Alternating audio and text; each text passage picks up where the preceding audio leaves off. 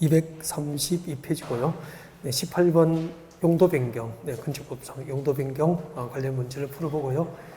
용도 변경을 아주 간추려서 복습을 좀 하고 그 다음에 문제를 풀어보는 방법을 하겠습니다.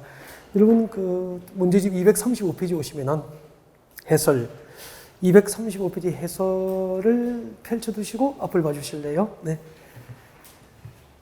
우리 건축법상 건축물의 용도별 종류를 분류하면 뭐죠? 용도 분류라고 합니다.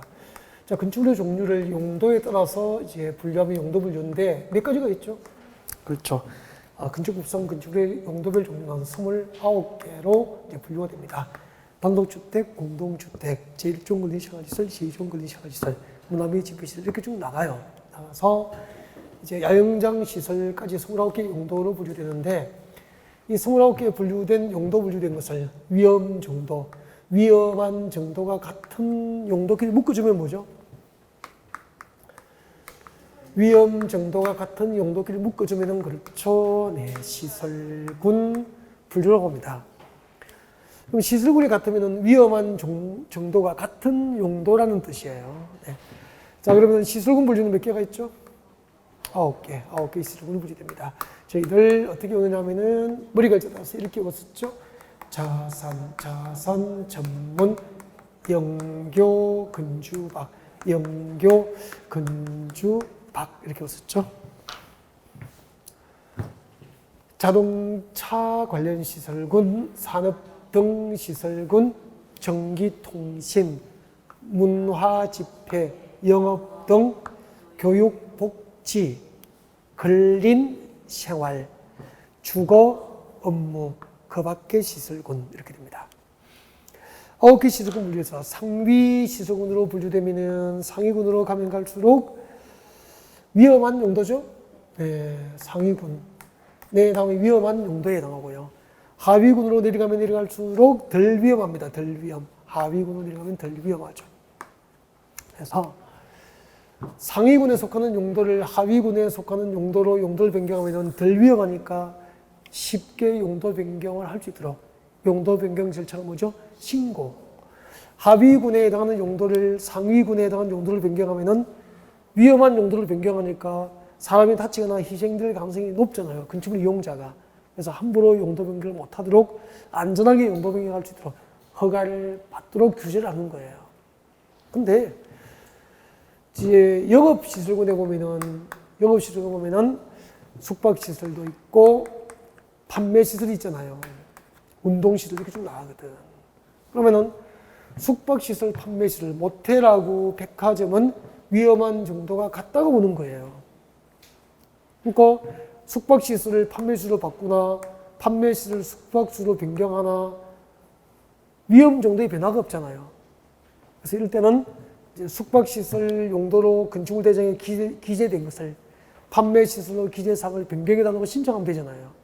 그래서 같은 시설군 내에서 용도 변경은 용도 변경을 허가받거나 신고하지 않고 건축물 대장 기재사항 변경을 허가권자에게 신청하면 되죠. 건축물 대장 기재사항 변경 신청이 용도 변경 방법이에요. 같은 시설군 안에서는. 네. 그 다음에 상위군으로 용도 변경합니다. 산업 등 시설군에 공장도 있고 창고도 있고, 그죠? 그러면은 공장하고 창고를 상원의 용도 변경하면은 건축물 대장 기재사항 변경 신청하면 되죠. 근데 공장을 숙박시설로, 창고를 숙박시설로, 판매시설로 용도 변경하면은 하위군으로 변경하니까 용도 변경 절차가 뭐죠? 신고. 그래서 우리는 이걸 굳이 안 외워도 덜 위험한 용도를 변경하면 신고하면 되고, 더 위험한 용도를 변경하면 허가를 받고 그렇게 해도 된다 그랬죠. 네. 그리고 하나의 건축물의 복수 용도는 허용돼요, 안 돼요? 아니, 우리 지금 학원 건물에 전부 학원입니까? 아닌 것도 있습니까? 아닌 것도 있잖아. 한의원은 근린생활시설이잖아. 그죠? 밑에 빵집도 있잖아. 제1종 근린생활시설이잖아. 소매시설이니까. 그러니까 같은 건물에 두 가지 청별로 용도를 다른 용도로 복수로 허용해요, 안 해요? 하잖아. 그래서 그 복수 용도로 해서 건축허가 신청, 건축신고, 용도 변경 허가, 용도 변경 신고 신청을 할 수 있다 없다? 있다. 복수 용도는 허용된다. 그렇게 생각하시면 돼. 오케이. 그러면 이제 건축법상 용도 변경은 우리가 기본은 한 거잖아요. 그 다음에 용도 변경할 때 바닥 면적 합계가 100제곱미터 이상이면 용도 변경되는 부분에 바닥 면적 합계가 100제곱미터 이상이면 건축법 제22조 건축법상 사용 승인을 받아야 한다는 법률 규정이 준용되기 때문에 사용 승인 규정이 준용되기 때문에 사용 승인을 받고 용도 변경된 건축을 입주를 해야 돼요. 그 다음에 용도 변경되는 부분에 바닥 면적 합계가 500제곱미터 이상이면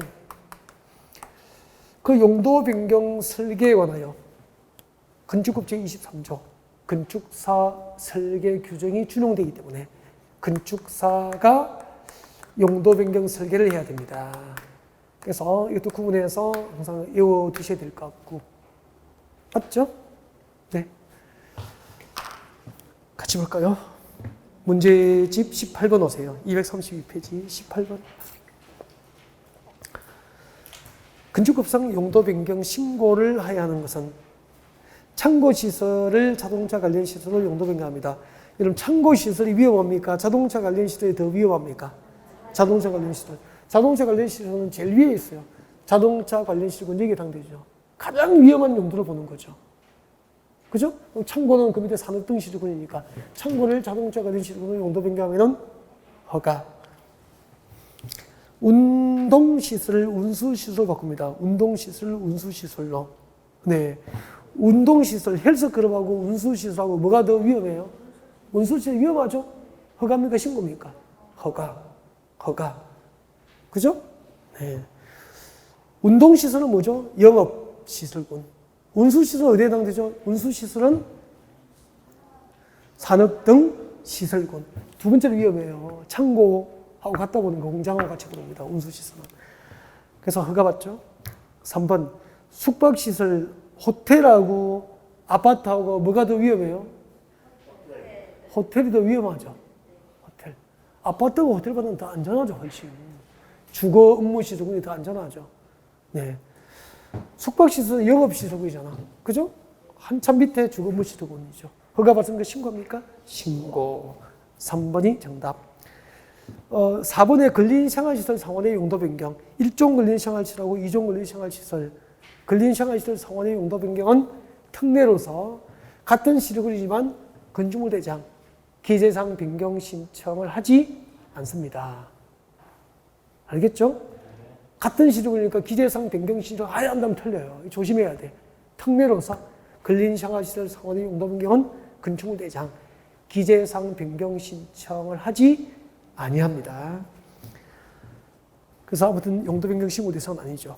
그 다음에 의료시설은 교육복지죠. 네. 관광 휴게시설은 어디에 해당될까? 문화 집회시설이죠. 그죠? 그러면 교육이 문화 집회니까 상위군입니까? 하위군입니까? 상위군으로 변경. 용도 변경은 허가. 그렇게 됩니다. 19번 연습하시고요. 20번은 20번처럼 너무 어렵죠. 20번은 여유가 있으시면 좀 하셔야 될 것 같은데 여유가 있으면 좀 했으면 좋겠어. 여유가 있으면 알겠죠? 근데 용도 변경에 대해서 기본이 안 된 상태에서 이런 거 하면 좀 사칭 같고 여유가 있으시면 좀 보셔야 돼요. 많이 중요하진 않은데 알겠죠? 네. 그 면적에 따라서 건축물의 용도가 달라져요. 알겠죠? 네. 휴게 음식점은 바닥 면적 합계가 300제곱 미만까지는 뭐죠? 1종 건생시설. 300제곱 이상부터는 뭐가 되죠? 2종 건생시설. 아까 단란주점 나왔잖아. 단란주점도 바닥 면적 합계가 150제곱 미만은 2종 건생시설인데 150제곱 이상부터는 단란주점이 위락시설로 바뀌어요. 그리고 종교집회장은 바닥 면적 합계가 500제곱 미만까지는 2종, 500제곱 이상은 종교시설이 됩니다. 달라진다고. 아셨죠? 그래서 특히 3번 같은 이런 거 봐두셔야 될 것 같다. 3번, 2번 다단주점, 3번에 종교집회장 이런 거 봐두셔야 됩니다. 그리고 5번에 슈퍼마켓이 있죠.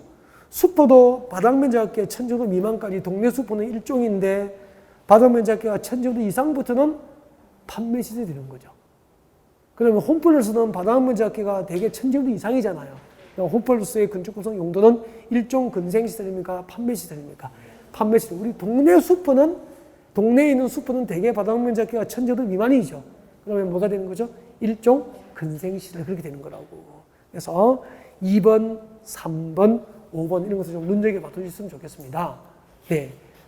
그 다음에 21번, 22번은 그냥 다 했어요. 이제 했고 참고하시면 돼요. 여러분이 연습하시면 돼요. 23번 옵니다. 23번. 용도 변경 문제 너무 많아. 23번. 건축급성 용도 변경. 용도 변경에 관한 설명으로 옳은 것은 건축물의 용도를 변경하고자 하는 자는 원칙적으로 시도지사에게 허가를 받아야 한다. 용도 변경은 원칙이 허가죠. 원칙은 허가잖아요. 누구에게 허가 받죠? 허가권자. 허가권자니까 특시, 특도, 시장, 군수, 구청장. 뜬금없이 시도지사가 왜 나와? 그죠? 그래서 건축물의 용도를 변경할 때는 원칙적으로 누구에게 허가 받죠? 특시, 세종특별자치시장, 특도, 제주특별자치도지사, 그리고 시장, 군수, 구청장으로부터 용도 변경 허가를 받아야 됩니다. 2번, 400제곱미터의 다중생활시설. 다중생활시설은 영업시설군에 해당되죠. 네, 영업시설군. 그 다음에 여관입니다. 여관은 어디에 해당되죠? 숙박시설. 그러니까 이것도 영업이죠. 영업. 그럼 시설군이 같네요. 같으니까 허가 받습니까? 기재사항 변경 신청입니까? 기재사항 변경 신청하면 되겠네. 틀렸고. 3번, 의료시설을 단독주택으로. 의료시설은 교육복지, 여기 있죠? 교육복지. 단독주택은 뭐죠? 주거 업무. 상위군입니까? 하위군입니까? 하위군. 허가입니까? 신고입니까? 신고. 그럼 병원이 위험해요? 단독주택이 위험해요? 병원이 위험하잖아요. 그죠? 네. 그래서 내려가니까 신고죠. 그러니까 어느 쪽이 위험한지 생각하셔도 돼요. 4번, 시설군 중에서 동일한 시설군에 해당하는 건축물의 용도 변경은 신고합니까? 기재사항 변경 신청입니까? 기재사항 변경 신청. 유스 호스텔입니다. 유스 호스텔은 주거 업무 시설군. 오피스텔은 업무 시설이잖아요. 주거 업무 시설군. 여기에 해당되잖아. 오피스텔, 유스 호텔이 아니구나. 그 다음에 유스 호텔은 뭐죠? 수련시설 어디에 해당되죠? 교육복지에 해당됩니다. 교육복지시설군. 그러면은 허가 받습니까? 신고합니까? 허가를 받아야 되죠. 주거업무가 교육복지니까 상위군 들어가잖아요. 네, 허가를 받습니다. 정답은 5번이죠. 25번. 다음 요건을 모두 충족하는 건축물은 어디에 있습니까? 다음 요건을 모두 충족하는 건축물입니다. 지하 1층, 2층 주차장으로 쓰고 있고, 지상 1층 필드 구조로서 전부를 주차장으로 쓰고 있고, 지상에 2층, 3층, 4층, 5층, 6층이 주택으로 쓰이니까, 주택으로 쓰인 층이 몇 개 층이죠? 5개층. 그럼 뭐죠? 아파트. 다른 거 볼 필요도 없잖아요. 아파트. 주택으로 쓰인 층이 5개층 이상이면 뭐죠? 아파트. 주택으로 쓰인 층이 4개층 이하이면 2개가 있잖아. 뭐죠? 연립하고 다시대. 그때 한 개 동의 바닥 면적 합계가 660 초과하면은 연립. 660m 이하이면은 다시대. 땡큐. 넘어갑니다. 챕터 3으로 옵니다. 실전 문제. 241페이지죠. 241페이지. 241페이지. 실전 문제 1번. 자, 건축법상 대지에 관한 다음 설명 중 옳은 것은 대지라 하면 건축구역에서 각 필지로 나는 토지를 말한다. 틀렸죠? 건축법상 대지는 건축법이 아니고 공간정보 구축 및 관리에 관한 법률상 각 필지죠. 공간정보 구축 및 관리에 관한 법률에 따라서 각 필지로 나눈 토지를 말한다. 이렇게 되죠. 공간정보 구축 및 관리에 관한 법률상 각 필지로 나눈 토지를 건축법상 대지라고 합니다. 네, 대지. 이 각 필지로 나눈 토지가 대지라는 말의 뜻은 곧 무슨 뜻이죠? 공간정보 구축 및 관리에 관한 법률상 1필지, 한 개의 필지는 곧 건축법상 각각 1대지. 하나의 대지가 된다. 1필지 1대지 원칙을 말한다 그랬죠. 그래서 1번은 O입니까 X입니까? X. 건축법상 대지라 하면 건축법이 아니고 공간정보, 구축 및 관리에 관한 법률상 각 필지로 나눈 토지를 말한다. 그렇게 해야 되죠. 2번. 지번 부여 지역과 도면 축적이 서로 달라서 또는 집안이 연속되지 않아서 합병할 수 없는 토지는 합하여 건축법상 몇 개의 대지로 볼 수 있죠? 2개 이상의 필지를 하나의 대지로 할 수 있죠. 네. 잠깐만요. 자, 1필지 1대지가 원칙인데 2 이상의 필지를 건축법상 1개의 대지로 할 수 있는 토지가 몇 개죠? 6개, 6개. 다 안 합니다. 이 다 할 수가 없어요. 그럼 이론 강의 돼버리고 이거 풀고 그냥 문제 몇 개 못 풀어, 그러면. 2개 이상의 필지를 1개의 대지로 할 수 있는 토지 6개를 최소한 좀 이렇게 쭉쭉쭉쭉 좀 떠올라야 돼. 보고는 생각이 나지, 보고는. 연습을 좀 하셔야 됩니다. 예를 들면 1번이 이거잖아요. 2개 이상의 필지에다가 2개 이상의 필지에다가 A 필지, B 필지. 그럼 몇 개의 대지죠? 2개. 1필지 1대지 원칙이니까. 2개 이상의 필지에 하나의 건축물을 걸쳐서 건축하면은 건축물이 걸쳐서 건축된 A 필지와 B 필지를 합하여 몇 개의 대지를 보죠? 하나의 대지. 그 다음에 공간정보 구축 및 관리에 관한 법률, 즉 지적법상 합병을 할 수 없는 토지가 있죠. 네. 합병할 수 없는 토지 중에서 3가지잖아. 도면의 축척이 서로 다르거나 지번 부여 지역이 다르거나 그 다음에 상호 인접하고 있는 필지의 집안이 연속되지 않는 경우, 도면의 축적이 서로 다르거나 지번 부여 지역이 서로 다르거나 상호 인접하고 있는 필지의 집안이 연속되지 않는 경우는 지적법상 합병할 수 없지만 각각을 합하여 건축물에서 몇 개 대지로 옵니까? 하나의 대지로 한다. 이거잖아요, 이거. 그 다음에 도시공획시설이 결정 고시된 토지 이렇게 쭉 나가죠. 네. 암기를 다 하진 않더라도 보면은 기억날 정도로 오해 복습을 좀 하셔야 됩니다. 6개. 2번. 맞죠? 2번이 답이에요. 지번 부여 지역이 다르거나 도면 축적이 서로 다르거나 집안이 연속되지 않아 합병할 수 없는 토지를 합하여 건축구에서는 몇 개 대지로 볼 수 있다? 하나의 대지로 할 수 있다. 단 소유권과 같은 권리는 동일인에게 있어야 됩니다. 소유권자가 서로 다를 경우에는 그러하지 않다 이 말입니다. 알겠죠? 네. 2번이 정답이죠. 3번. 대지의 안전을 위해서 대지는 원칙적으로 이와 인접하고 있는 대지면보다 낮아서는 안 된다. 틀렸죠?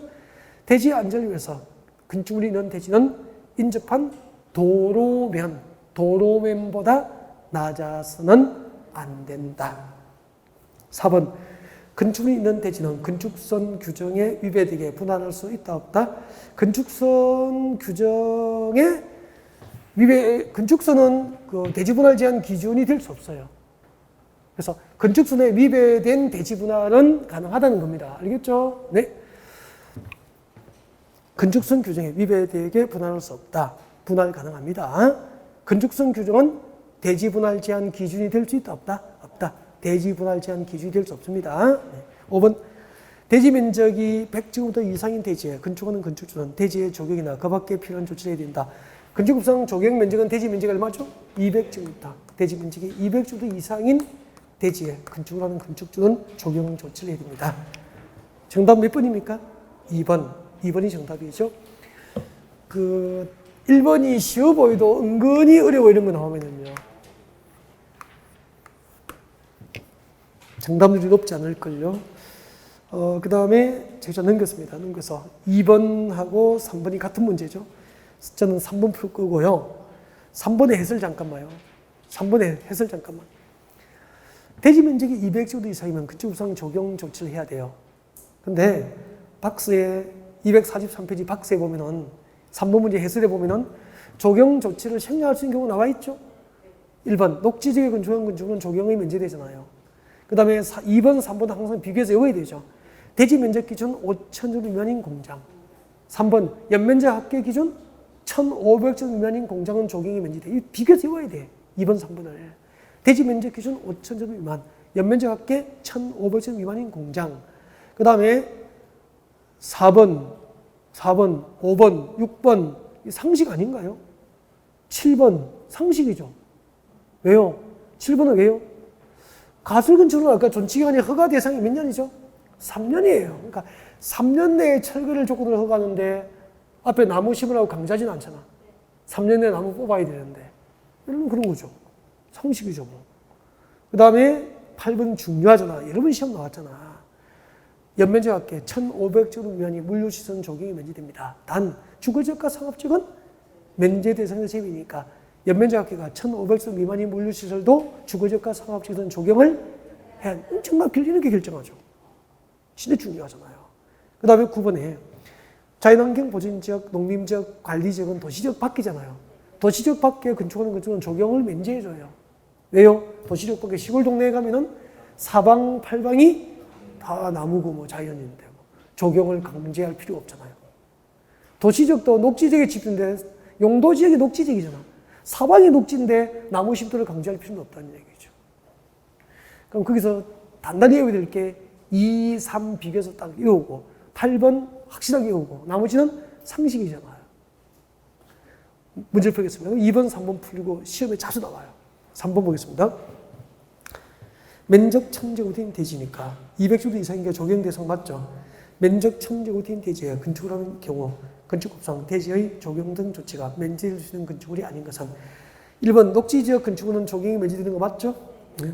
2번 상업지역인데 아까 연면적 합계 1,500제곱 미만이 물류시설도 주거지역과 상업지역은 적용을 해야 되죠. 그래서 2번이 답이잖아요. 3번에 연면적 1,500제곱 미만인 공장은 적용이 면제되잖아요. 그리고 4번은 축사는 적용 면제죠. 그리고 자연환경 보전지역의 대지에 건축하는 연면적이 330도인 단독주택입니다. 도시지역 밖에서는 적용이 면제되잖아요. 자연환경 보전지역, 도시지역 밖에서는 적용 면제. 네. 넘기겠습니다. 이 정도야 뭐 우리가 할 수 있죠. 그 다음에 도로입니다. 도로가 5번, 6번, 6번이죠. 도로. 자, 도로 복습하겠습니다. 도로가 은근히 어려워요. 5번, 6번 너무 어렵다니까. 그래서 도로를 자 한번 보겠습니다. 오랜만에 도로 복습 한번 할까요? 봐주시죠. 네. 도로 복습하겠습니다. 마음속으로 따라하시죠. 건축상 도로라 함은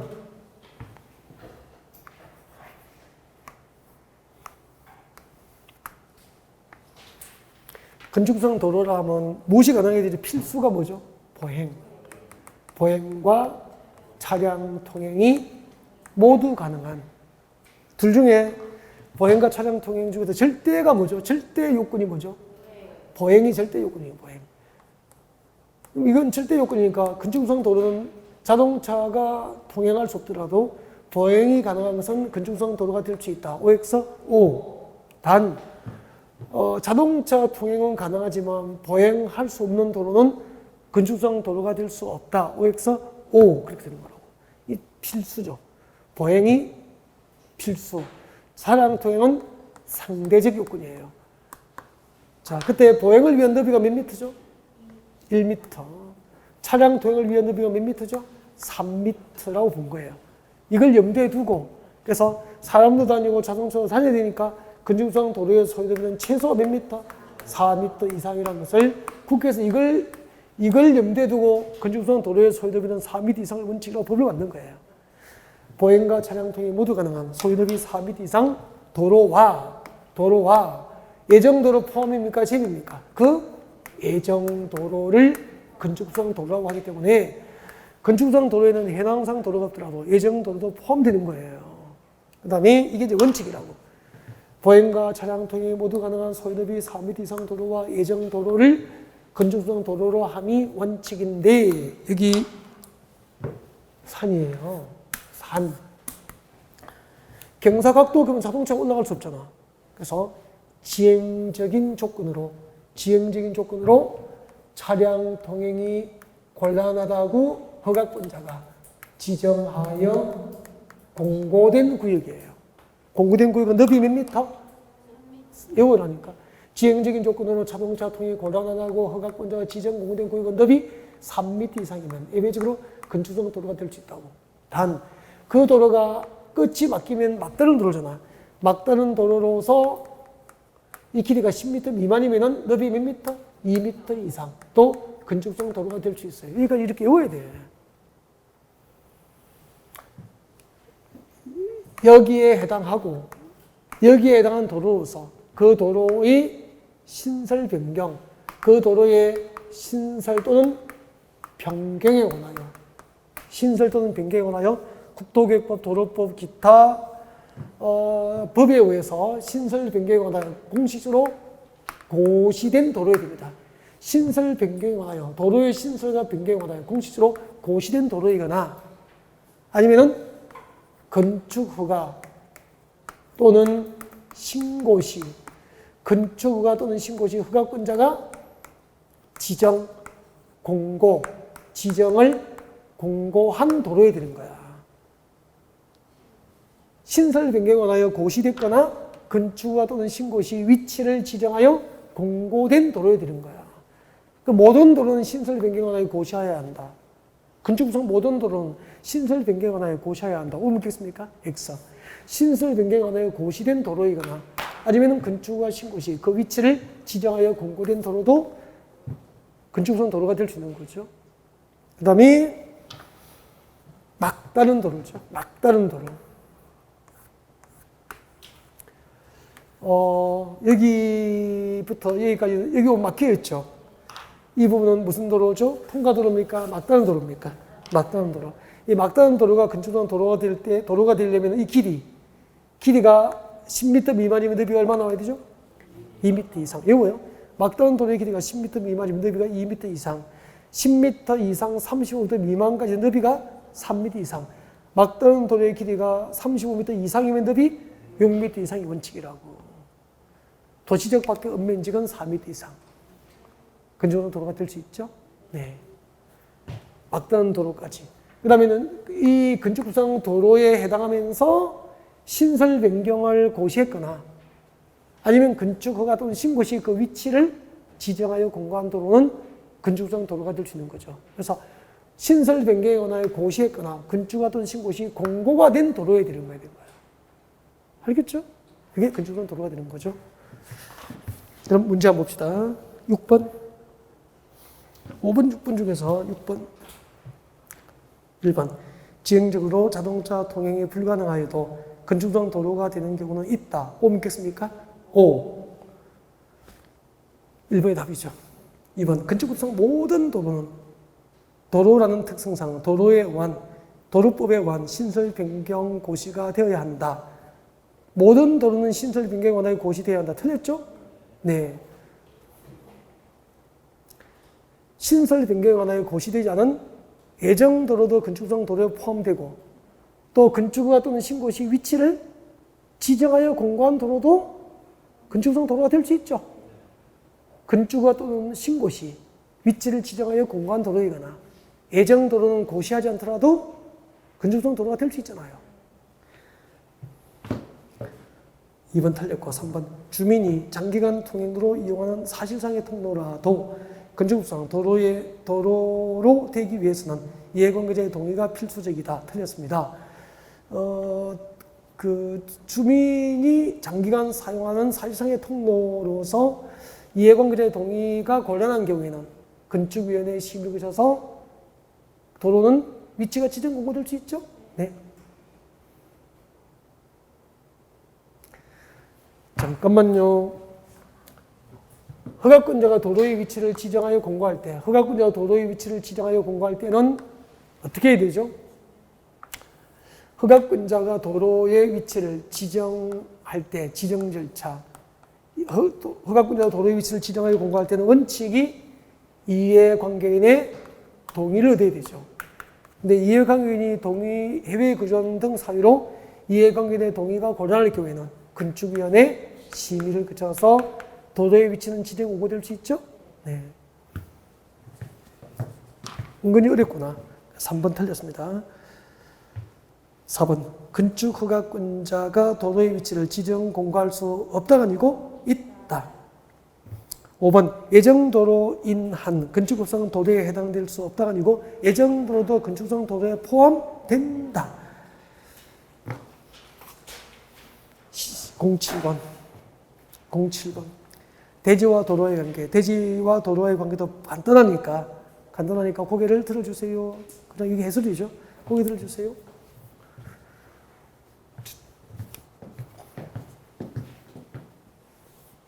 한번 복수하면 이 해설이죠.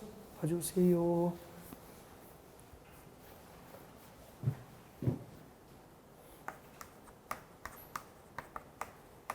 대지와 도로의 관계.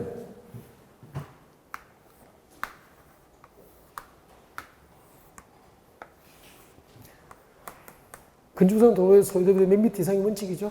4미터 이상의 원칙이죠. 자, 건축물의 대지는 도로의 몇 미터 이상을 접하는 게 원칙이죠. 2미터. 이 부분이죠. 건축물이 있는 대지는 이 도로의 이 부분이 2미터 이상을 접하고 있어야 된다는 얘기죠. 그러면은 이쪽에 도로에 접하는 부분이 없는 이 맹지는 건축물이 있는 대지가 될 수 있다, 없다? 없다. 그러면 여기 뭐 하라고 했죠? 깡사면 제일 좋고, 소유권을 확보하면 제일 좋고, 아니면 지역권 설정해서 여기 도로에 접하는 부분을 몇 미터? 2미터 이상 확보하면 여기도 건축물 있는 대지가 될 수 있다. 그렇게 했죠. 이게 건축물 있는 대지는 도로에 2미터 이상을 접하도록 만든 법을 입법한 목적이 뭐죠? 재난 발생 시 지진이 나거나 홍수가 발생하거나 했을 때 건축물 이용자들이 신속하게 도로로 대피할 수 있는 대피 통로를 확보하기 위해서 2미터 이상을 접해야 되는 거예요. 그럼 이 도로가 자동차 전용 도로는 접하는 도로 인정합니까? 제외입니까? 제외. 보행이 가능한 도로에 2미터 이상을 접하는 게 원칙이다. 그런 얘기예요. 그죠? 네. 근데, 여기 연면적 합계가 2,000제곱미터 이상인 대규모 건축물은, 연면적 합계가 2,000제곱미터 이상인 대규모 건축물은 재난 발생 시 많은 사람이 한꺼번에 안전하게 대피를 하려면 더 넓은 도로 몇 미터? 6미터 이상 도로에 대피 통로도 넓어야 되잖아요. 몇 미터 이상을 접합니까? 4미터 이상. 그래서 우리는 어떻게 외웠죠? 2064. 연면적 합계가 2,000제곱미터 이상인 대규모 건축물은 6미터 이상 도로에 4미터 이상을 접한다고 그랬거든요. 2064. 공장은 얼마죠? 3064. 공장은 연면적 합계가 3,000제곱미터 이상인 대규모 공장부터 6미터 이상 도로에 4미터 이상을 접해야 한다. 그렇게 되는 거죠. 단, 여기 건축물 주변에, 여기가 주변이 공원이고, 광장이고, 유원지 등 건축이 금지된 공지의 대지가 접하고 있으면 이쪽으로 대피가 가능하잖아요. 대지와 도로와의 관계 규정을 적용받지 않는다. 2미터 이상을 접하지 아니할 수 있다. 뭐 그렇게 되는 거죠. 그럼 다 한 거잖아. 7번. 대지와 도로와의 관계에 관한 설명 중에서 가장 틀린 것은 건축물이 있는 대지는 2미터 이상 도로에 접해야 한다. 이게 원칙이죠. 건축물 주변에 뭐가 있죠? 유원지가 있을 경우 해당 건축물의 출입에 지장이 없다고 인정될 경우에는 도로에 접하지 않아도 된다. 정확하죠? 공원, 광장, 유원지 다 되죠. 3번. 건축물 주변의 관계 법령에 의해서 건축이 금지되고 공중의 통행에 지장이 없는 것으로 허가권자가 인정하는 공지가 있으면 도로에 접하지 않아도 됩니다. 4번. 연면적 합계가 2,000제곱 이상인 대규모 건축으로 너비 6미터 이상 도로에 4미터 이상을 접해야 되죠. 4번이 정답. 축사 작물 제외사는 재난 발생 시 사람의 안전한 신속한 대피를 필요로 하지는 않죠, 그닥. 그래서 축사 작물 제외사, 그 밖에 이와 비슷한 건축물로서 조례로 정하는 규모의 건축물은 대지와 도로와의 관계 규정 적용 대상입니까? 제외입니까? 제외. 그렇게 됩니다. 건축법상 창문 등의 구조물을 열고 닫을 때 도로면으로부터 4.5m 이하에 달리는 창문은 열고 닫을 때 건축선의 수직면을 넘는 구조를 할 수 없다. 그렇게 되어 있죠. 그래서 몇 번이 답이죠? 5번. 도로면으로부터 높이 4.5m 이하에 달리는 창문은 열고 닫을 때 건축선의 수직면을 넘는 구조를 할 수 없다. 그렇게 됩니다. 건축선입니다. 건축선. 건축선은 간단하게 또 복습을 하죠. 이게 해설이죠. 뭐 전체를 복습하고 문제를 보겠습니다. 고개를 들어주시면 됩니다. 편하시겠어요. 가만히 보고 있으면 복습이 되니까. 월요일부터 원서 접수 시작했죠. 공인중개사. 지금 원서 접수 하지 않나요? 월요일부터 시작했잖아. 월요일부터. 접수 인원이 많다 그러죠. 네. 이틀 만에 서울에 80군데 학교 지정했는데 70개가 마감이라는데 70군데가 뉴스에 작년에도 역대급이었잖아요. 작년보다 상황이 더 안 좋으니까. 그리고 요새 부동값이 수도권의 부동산 값이 좋잖아요. 계약서를 잘 쓰면은 수수료가 수천만 원이에요 지금. 집값이 너무 올라가지고 중개 수수료가 강남에 아파트 하나 팔고 하나 사게 해주면은 양탄을 찍으면은 수수료가 1억이래. 집값이 비싸니까. 네. 1억이야 1억. 거의 가까이. 양탄을 찍으면 두 개 사고 팔고 하면은 양쪽에 수수료 받으면은 매도인 매수인 다 받으면 1억이래.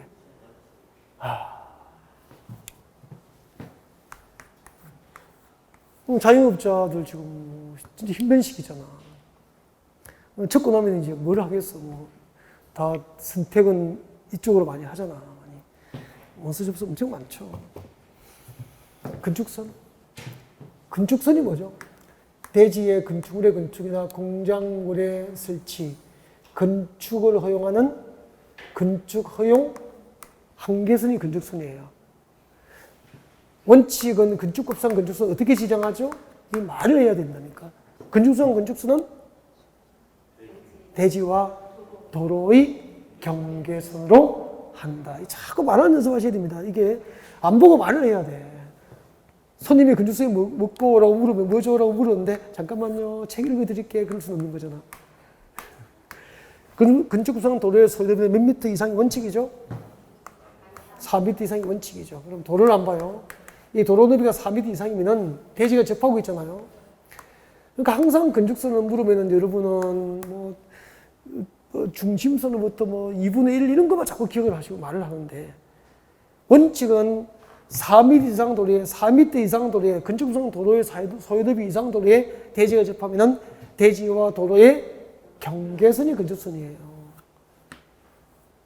뭘 생각하냐고. 그러면은 여러분 땅이고 여러분 대지예요. 도로가 40m 도로에 접하고 있어요. 여러분 대지가. 그럼 건축선이 어떻게 되죠? 40m 도로에 접하고 있는 대지는 어떻게 되죠? 4m 이상이잖아. 무조건 그냥 대지와 도로의 경계선이 건축선이다.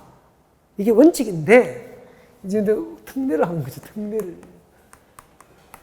특례를 가지고 우물을 하면 안 돼.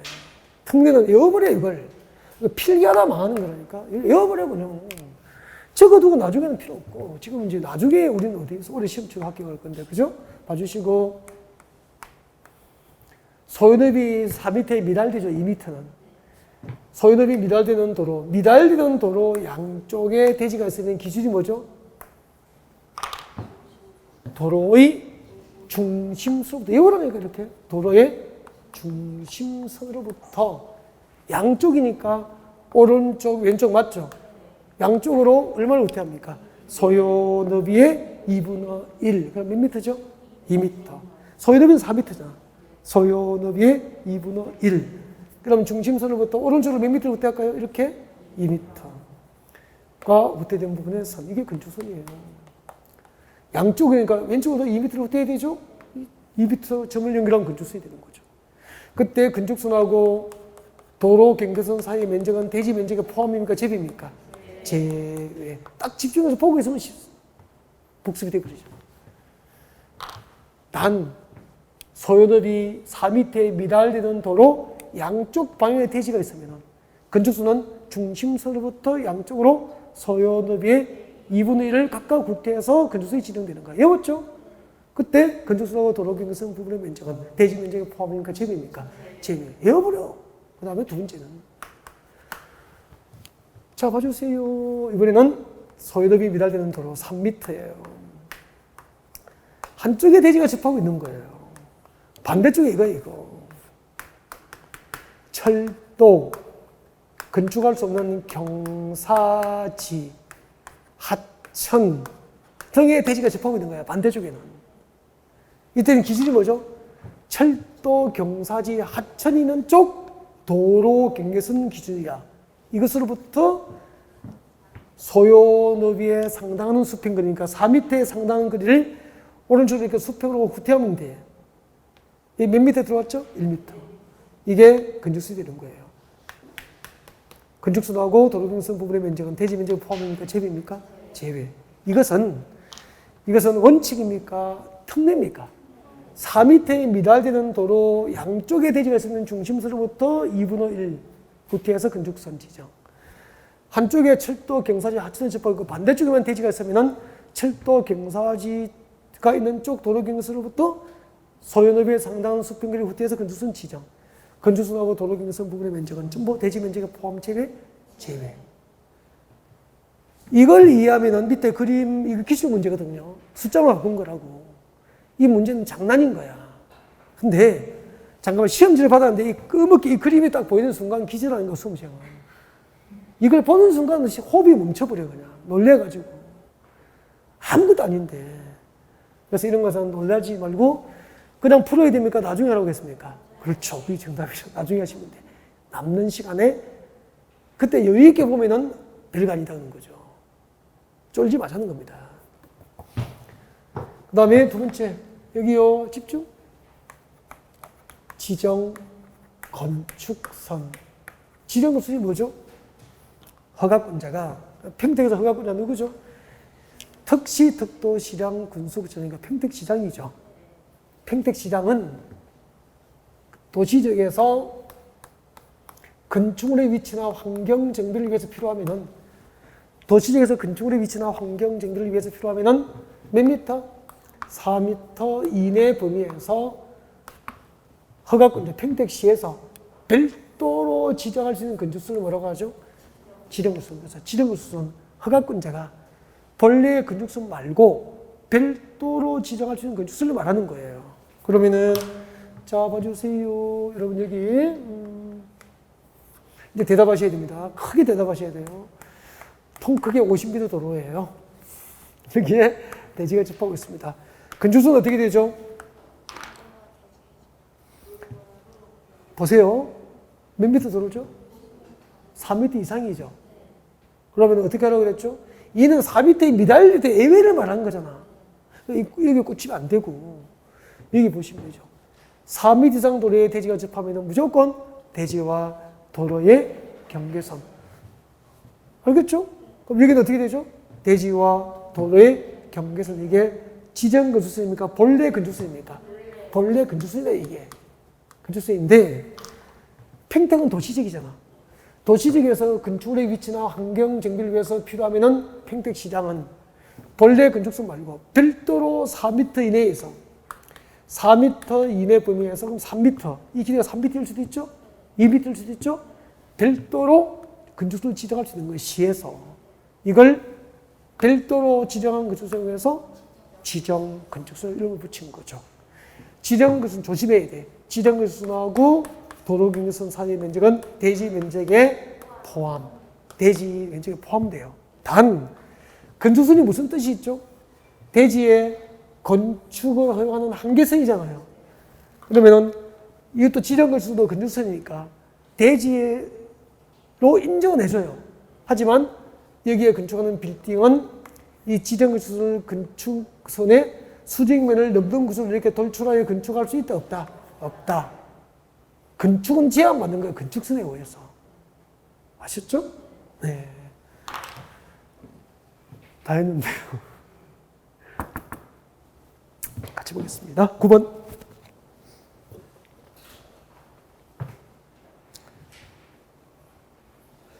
(247페이지입니다) 9번. 자, 건축법령상 도로와 건축선에 대한 설명으로 틀린 것은 1번. 건축물의 대지는 2m 이상 도로에 접해야 한다. 맞습니까? 네. 연면적 크기가 2000제곱 이상인 건축물의 대지는 너비 6m 이상 도로에 얼마? 4m 이상을 접해야 합니다. 3번. 도로는 보행 및 자동차 통행이 가능하여야 하고 원칙적으로 그 너비도 몇 미터? 4m 이상이어야 하죠. 4번. 지형적인 조건으로 차량 통행을 위한 도로의 설치가 곤란하다고 인정하여 지당 군수장의 위치를 지정하여 공간 구간은 너비 몇 미터? 3m 이상. 5번. 건축선은 원칙적으로 대지와 도로의 중심선으로 한다. 틀렸잖아요. 건축선은 원칙적으로 대지와 도로의 경계선으로 한다. 5번이 정답이 됩니다. 나중에 그 밑에 그림 문제는 여러분 이거거든요. 철도에 접하고 있고 반대쪽에 대지가 있을 때입니다. 알겠죠? 네, 이거 가지고 한번 풀어보세요. 이거 생각하면 좀 풀어보세요. 기출문제예요. 10번. 자, 건축급상 건축선. 건축선에 관한 설명으로 틀린 것으로 짝지어진 것은 기억번. 도로와 접한 부분에 있어서 건축물을 건축할 수 있는 선은 건축선이잖아요. 건축선은 대지와 도로의 경계선으로 한다. 5 묻겠습니까? 5. 니은번. 소요너비 4m에 못 미치는 도로. 양쪽에 대지가 있어. 양쪽에 대지가 있으면 그 도로의 경계선입니까? 중심선입니까? 중심선. 그 도로의 중심선으로부터 해당 소요너비의 2분의 1의 수평 거리만큼 물러난 건축선을 한다. 그 경계선이 아니고 그 중심선으로부터. 이때 그가 뭐죠? 도로. 그 도로의 중심선으로부터 그 말이죠. 니은번 틀렸고. 니은번 틀렸고. 틀린 거 찾아야 되죠? D극번. 건축가 담당은 지표 아래 부분이라도 건축선의 수직면을 넘어서는 아니 된다.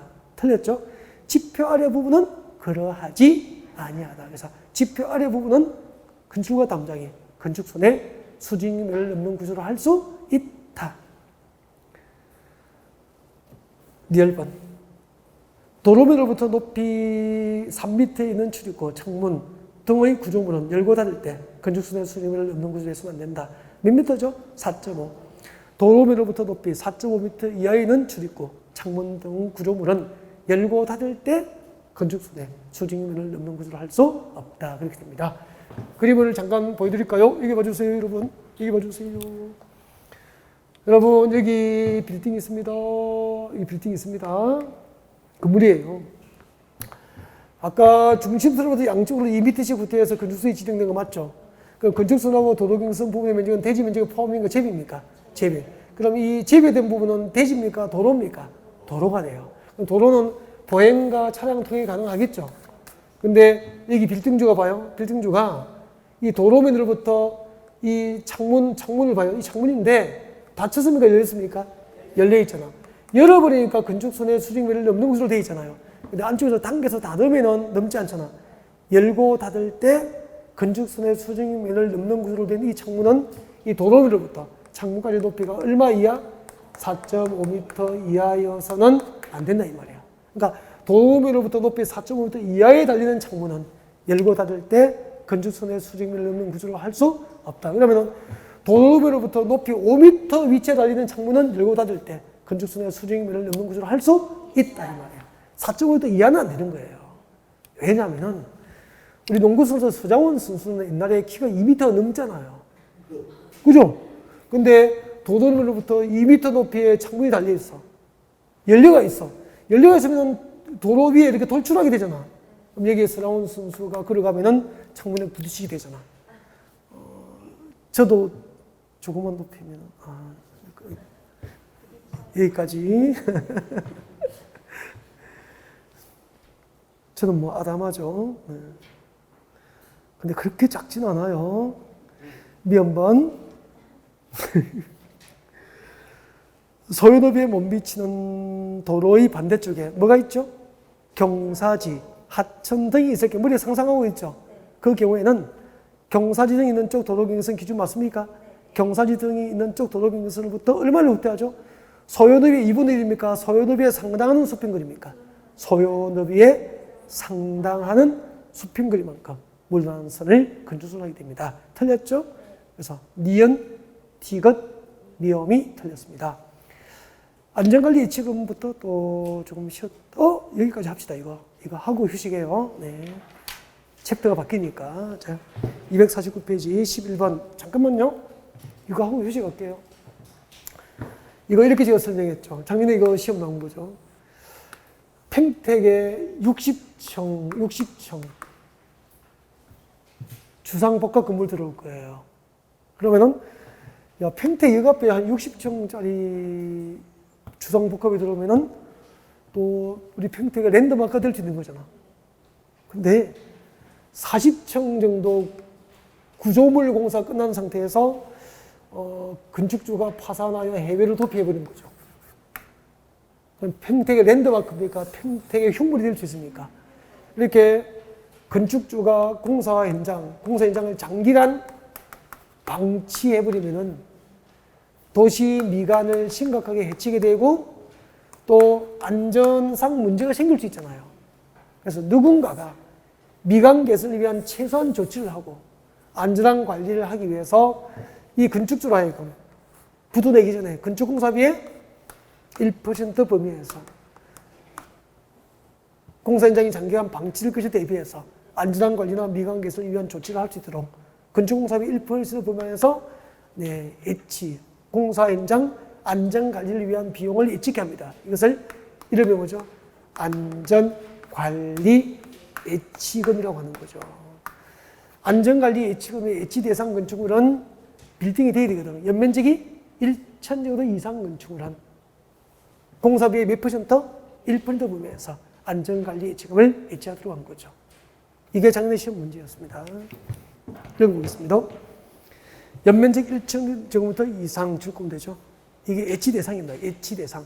연면적 1,000제곱미터 이상으로서 자치단체의 조례로 정하는 건축물은 안전관리 예치금을 예치해야 될 대상에 해당하고요. 안전관리 예치금은 건축공사비의 몇 퍼센트죠? 1% 범위에서 예치를 하게 합니다. 줄 거 넣죠? 1번, 2번 읽어두면 되죠.